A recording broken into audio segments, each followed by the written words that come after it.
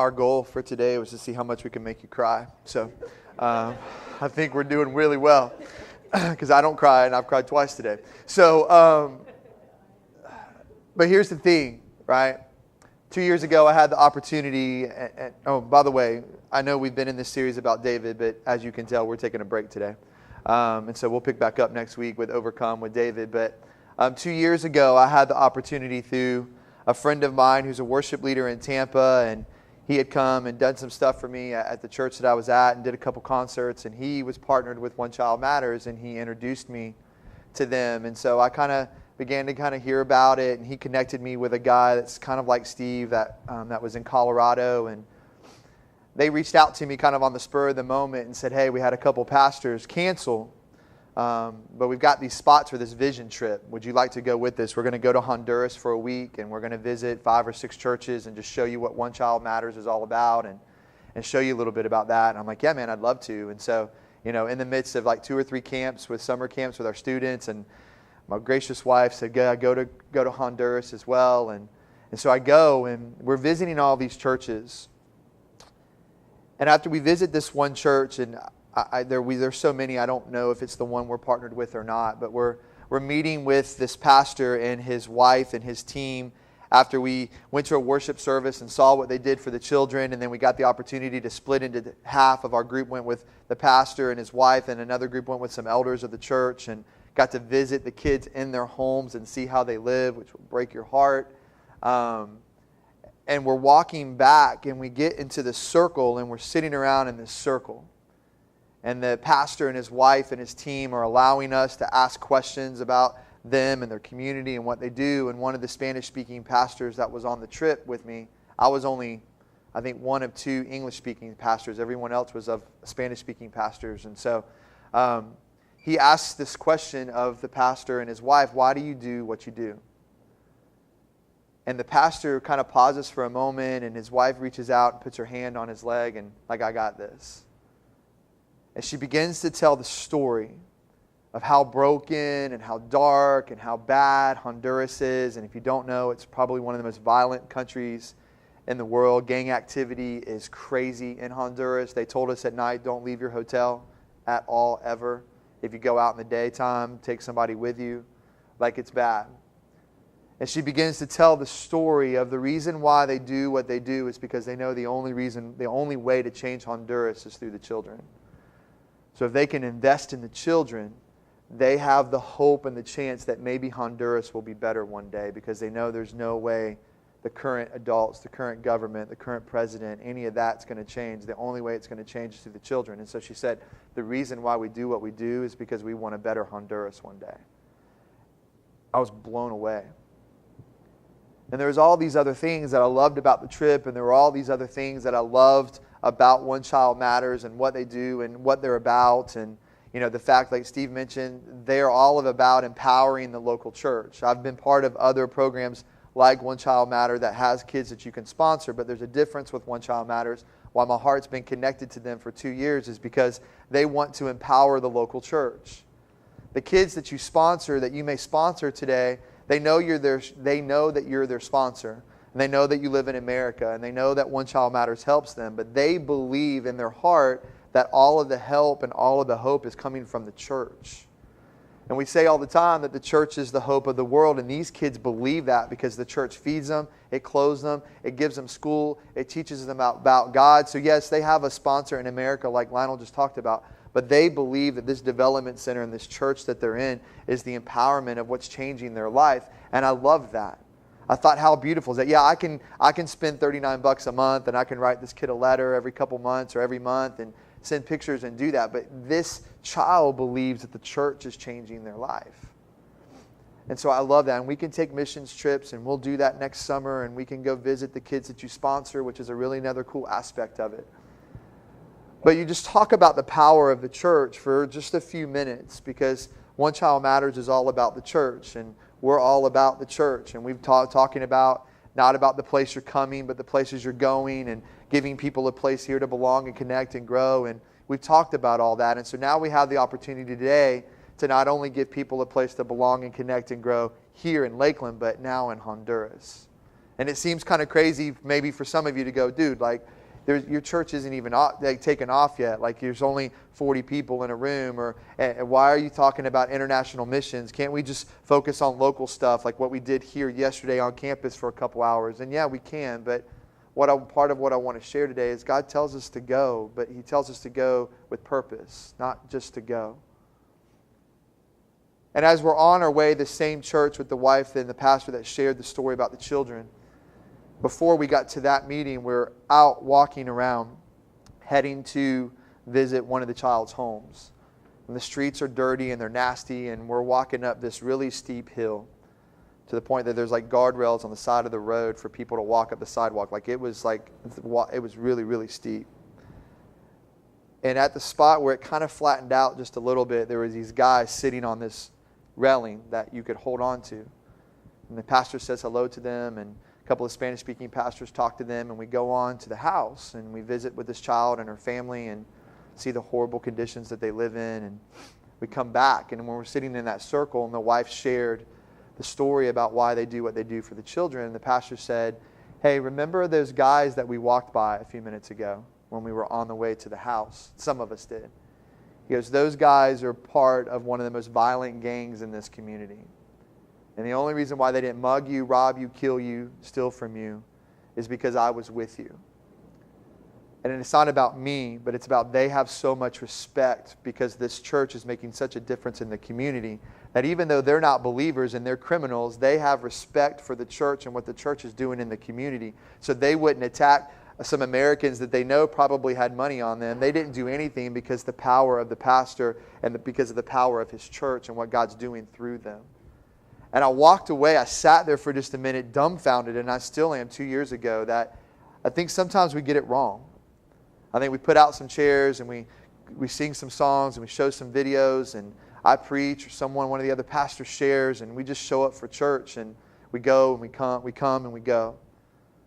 But like these churches in Honduras and the other countries that One Child Matters is about, is literally transforming communities. They're changing communities for the better. And I think sometimes in America, not just Cityplace, but just in general, I think our churches get it wrong. If we can just gather a bunch of people in a room and sing some songs and have a nice tithe and a nice offering that day, then we're successful, and we're not. And I walked away going, man, if our churches locally had as much impact in the communities that we're in as these churches have, dude, look out. And so I was just so moved by this trip and by Honduras. And I'd visited some other countries and been on some other mission trips and never really felt a heart connection with this place. And I came back and told Kim, we're going to move to Honduras and plant a church. And she's like, have fun, right? I'll visit you, maybe. And so I love you, but whatever. Settle down, right? Slow down. But it's always been my hope and my heart that once we got Cityplace off the ground, that this is a partnership that we would be able to have. And the reason why is because we're all about giving people a place to belong and to connect and to grow. And now we have the opportunity to do that here in this community in Lakeland, but now we have the chance to do that in Honduras as well. And so for about 2 minutes, I just want to share something with you guys really quickly.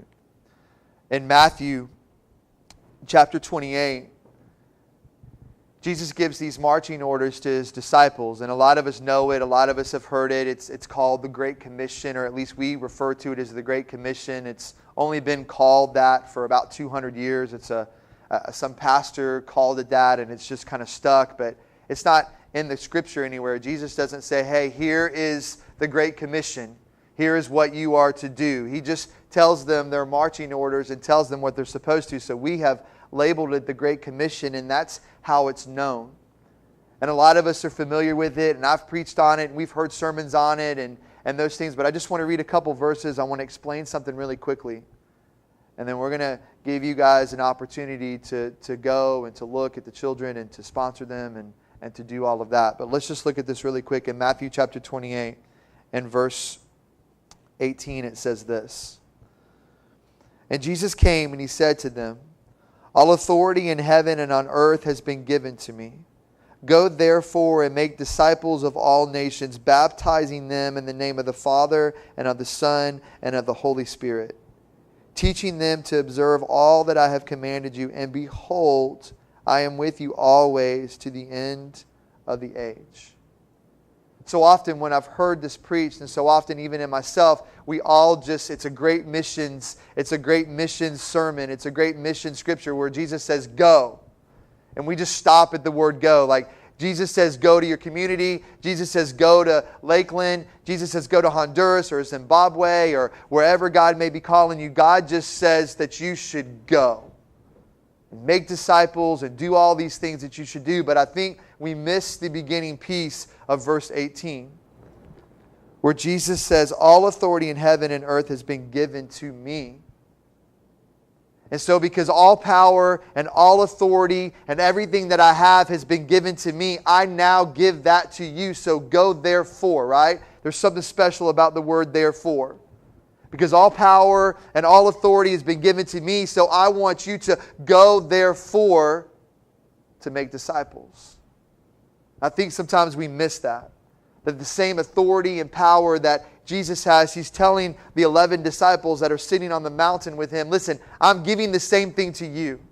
I'm giving you the same power. I'm giving you the same authority. I'm giving you all that you have, all that I have. So I want you to go because of what I'm giving you. And so go therefore and make disciples. So often we just want to go. And it's just enough to go and go on a missions trip and just say, hey, I went to Honduras this summer, or I went to Zimbabwe this summer, or I went to Haiti or to Kenya or wherever God may send us, and we mark off of our God to do card a mission trip. Check. I want so much for us to just form a partnership with this church that these children are part of.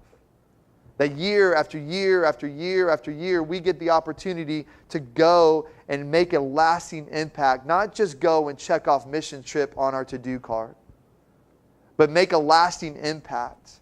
Because God has sent us out with all power and with all authority. He says, go therefore and make disciples, which means make followers of me.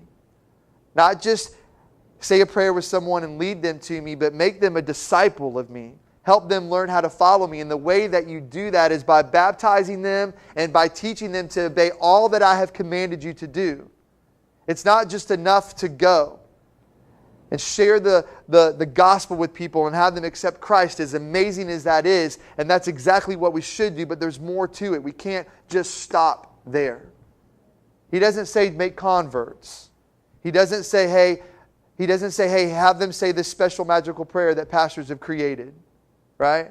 He says, hey, just lead them to me and make them my disciples, which means to be a follower of Christ, to be a disciple. And the way that you're going to do that is by baptizing and by following them or helping them, teaching them to obey every commandment that I've given you. But we should be empowered and we should be strengthened by the idea that He says, hey, with all authority and power that I have in heaven, I've given that to you. Like if that doesn't cause you to want to run out here and talk to somebody that you know needs Christ, like you shouldn't have anything to worry about.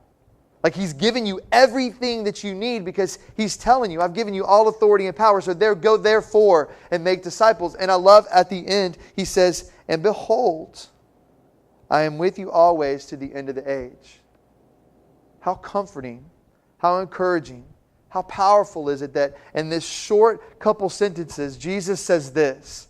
Hey, with all power and with all authority that I'm giving to you there, go therefore and make disciples in all nations, baptizing them and teaching them my commandments. Oh, by the way, don't worry about anything because I'm with you.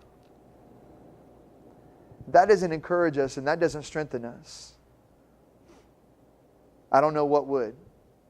So often we're so afraid, as we talk about all the time, to take that step of faith and to cross that line of something that we feel like God's calling us to, or stretching our faith a little bit and we're just not really sure what to do or where to go or what we're supposed to do. But Jesus tells us right here, listen, I'm giving you everything that I've got, all power and all authority, and I'll be with you everywhere you go. Every step that you take, I'm with you. So go, therefore make disciples. You fast forward a few other books in the Bible and you get to Acts. He says, hey, listen, go to Jerusalem and Judea and Samaria. Be my witnesses. For us, that's be my witnesses in Lakeland, be my witnesses in a little bit of a bigger area, and then Samaria is pretty far away from Jerusalem, so wherever you go. So for us, it's here, and it's in Honduras. That's where God has just planted my heart 2 years ago. We had the opportunity, like it says, to bring hope and truth and life and love and mercy to a child in need, to give them a place to belong and to connect and to grow. Lionel's story in Zimbabwe is not much different than half the kids, or any of these kids that are on the table. And so I was just so encouraged as I read that this week, that I think so often we skip over it. That we skip over that, hey, in all authority and all power, go therefore. Not, hey, go and I'll be with you. But he says, hey, listen, because I'm giving you everything that you need and everything that I have, now you can go. And so I don't know what God's going to do today. I don't know whether you guys have been praying through the sponsorship. I don't know about that. If we sponsor 5 kids, awesome. If we sponsor 20 kids, great. This is more about today, about introducing you guys to this amazing ministry and that we are forming a partnership with them. This isn't a once-a-year thing to say, hey, it's One Child Matters Sunday. This is part of who we are. That as you come through Growth Track and as you come through our membership classes that we're going to start next month, as you come through, you're going to be given. We have our own website with them where you can go on and pick kids and sponsor them. Like, it's part of who we are. It's part of our DNA. It's part of our culture. This is how we're going to do international missions here at Cityplace, is through these guys. Because we have the opportunity, like that pastor's wife said, to change the life of a child and maybe change the course of a country. It seems really far-fetched to think the kid that you may sponsor may be the light that changes that. But why not? Why couldn't they be? And so today, as we get ready to end things and get ready to kind of move into the next portion of what we're doing, I want you to just worry about or think about what you could do. It seems like a lot for some of us, like $39 a month, man, I don't know. But it breaks down to about $1.30 a day, which is about a third of a cup of coffee at Starbucks. So it's about $1.30 a day for you to change the life of a kid and begin to form a relationship with them. And then next summer, you have the opportunity, if you want to go visit that child and spend time with that child. And so Steve and a couple of other people are going to be at the table. It's a pretty easy process of what we need to do and how things need to go. And so I know we have a few things, a couple slides. I can walk through this with you guys really quickly. That you literally just walk over to the table. You pick the child that you want. My family and I got to do a cool thing this week because I got first dibs because I had the package first, right? And so we kind of put all these things out on the table and prayed over them, and each person picked 2, and then we kept narrowing it down and narrowing it down and narrowing it down until we got Mebeye, right? Mebele. So I asked the angel how to say it the right way because I knew it wasn't Maybelly. So I'm like, I know that's not right. Mebele, right. So anyways, so have the opportunity, go over, pick a couple, come sit down at your seat, pray over them. You'll pick the kid. There's a form in the packet that you'll fill out, put your information on there. After that, then you'll just bring the form back to the table, and then you just watch your mailbox, and you'll start getting some stuff. Steve told us last night that you literally can sponsor your kid right now, go home after lunch, and send them a letter because you'll have a code for them. And you're going to go ahead right away and send them a letter even today if you wanted to. And they'll walk you through all of that, and they'll do all of that. But here's what I want to do really quickly. I want to pray for that. I want to pray for you guys as you have the opportunity to do that. We want to take up our offering. We want to take up our offering, which is just the continuing portion of our worship. And then we'll give you guys an opportunity to go and to sponsor kids. And then we'll go from there. So let's pray really quick.